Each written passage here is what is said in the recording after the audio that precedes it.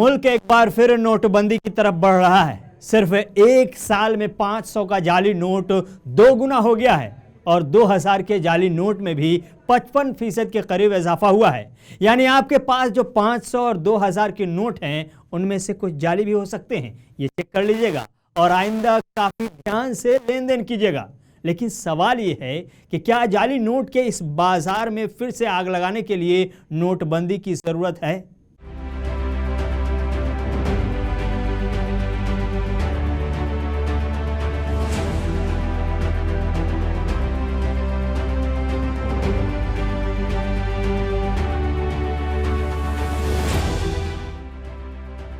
8 नवंबर 2016 की रात के 8 बजे का वो ऐलान हिंदुस्तान का कोई शहरी शायद ही कभी भूल पाए जब पीएम मोदी ने नोटबंदी का फैसला किया था।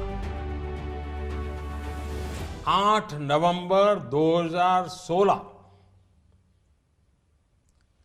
की रात्रि को 12 बजे से वर्तमान में जारी 500 रुपए और 1000 रुपए के करेंसी नोट लीगल टेंडर नहीं रहेंगे।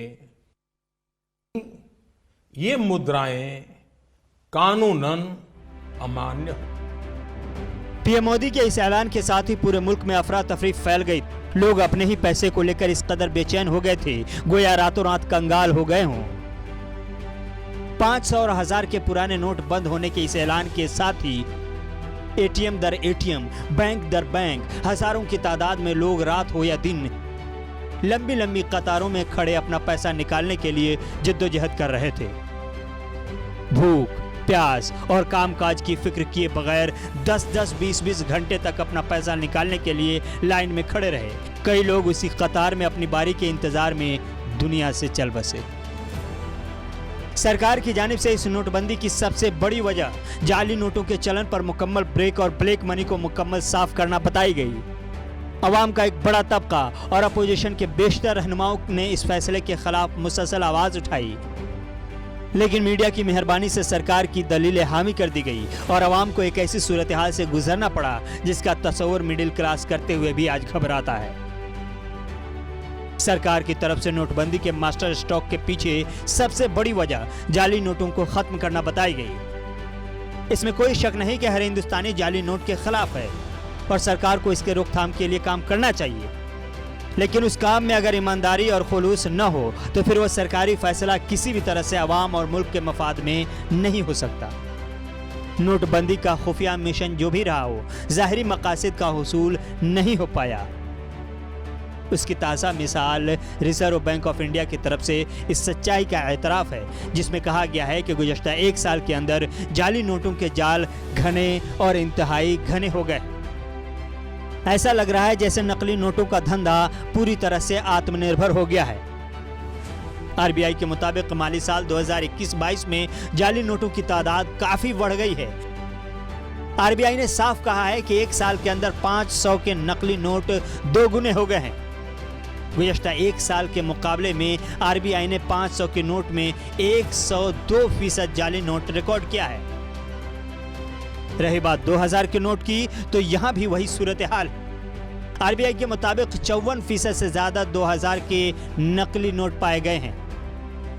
आरबीआई ने कहा है कि 31 मार्च 2022 तक बैंक में जमा हुए 500 और 2000 के नोट में 87% से ज्यादा नोट नकली यानी जाली पाए गए हैं।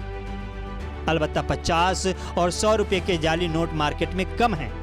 आरबीआई ने कहा कि गुज़श्ता साल के मुकाबले में इस साल 10 और 20 रुपए के नकली नोट 16.5% हैं।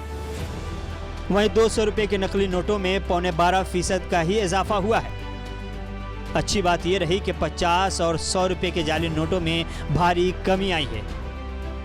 लेकिन सबसे बड़ी परेशानी वाली बात बड़े नोटों को लेकर है जिसमें 500 और 2000 के नोट आते हैं। और हैरानी वाली बात यह है कि इन दोनों में जाली नोटों का चलन 1 साल के अंदर ही आसमान छू चुका है। फिर सवाल वही पैदा होता है कि क्या सरकार जाली नोटों की रफ्तार से बेखबर हो चुकी थी और क्या अब भी बेखबर रहेगी?